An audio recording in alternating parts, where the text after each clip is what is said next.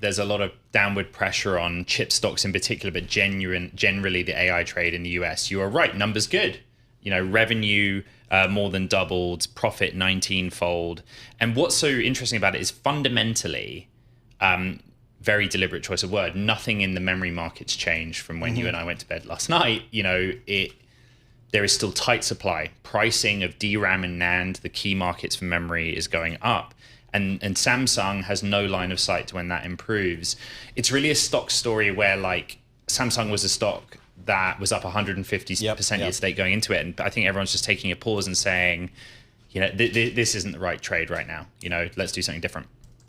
It seems like a lot of AI and tech stocks are having sell-offs this morning. And like you say, there doesn't seem to be a real reason behind it, just animal spirits. Is that what's going on? Are people just taking stock at this moment and worried we're out over our skis, or is something else going on? Yeah, I mean, if there was a place with Samsung, you might have some concern, and with memory generally, you could point to margins and say, how do we feel about this? Historically, memory is a very cyclical market, boom and bust. It's highly commoditized.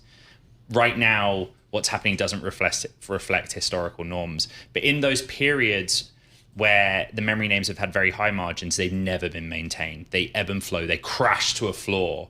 And I think everyone might be a little bit worried about that, maybe. But generally speaking, we've had a melt up. We've not quite had a meltdown. And if you just look at the last month of trading on the SOX, it's so normal to have a swing of 5 to 8%. Yep. I think, Paul, you know this, right, in the equity space. There is a distinction between volatility and a swing in price, but probably both are true in that market right now. The folks on Wall Street, my friends on the debt capital markets desk, they have to be going crazy busy. No summer vacation for those people, because every day there's another mega tech deal coming to the investment grade bond market. Today, it's Amazon looking to raise at least $25 billion in a US dollar deal. Talk to us about what's going on. What is Amazon doing? Is this just more AI capex? The latest is that in quick succession, for the second time, it's looking at the US IG market, and Bloomberg's reporting $25 billion across 8 tranches, maturities 3 to 40 years. Corporate credit's not my strong suit, but Robert Schiffman of BI would tell you that on a weighted cost of capital basis, it makes total sense for these hyperscalers to use the debt market to finance massive capex. Amazon's a really simple story. It is.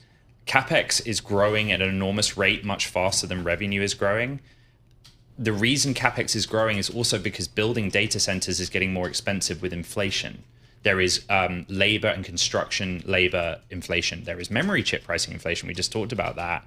And so right now, BI sees a path of CapEx for Amazon going from $200 billion to $300 billion in full year 27. Got to find the money somewhere.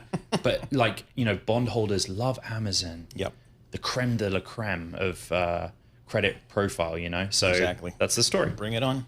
Well, all kinds of companies are going to have to be raising money for AI, for data centers and things like that. Like you say, Amazon is creme de la creme, so there will definitely be a market for this step. But what about for other companies that are wanting to expand into AI? They're going to have trouble? So there are distinctions, right? So something happened. There are 2 case studies where we can compare and contrast. There was a time where Amazon flipping into negative free cash flow, one would imagine the market would have freaked out several years ago. But now that's okay. Negative free cash flow. Amazon, Andy Jassy explained that away, that, when you have a period of time where you have CapEx and whatever you build takes time to come online, like data centers are real things. It takes a couple of years for them to actually do something and get some revenues. Comparing and contrast with Oracle.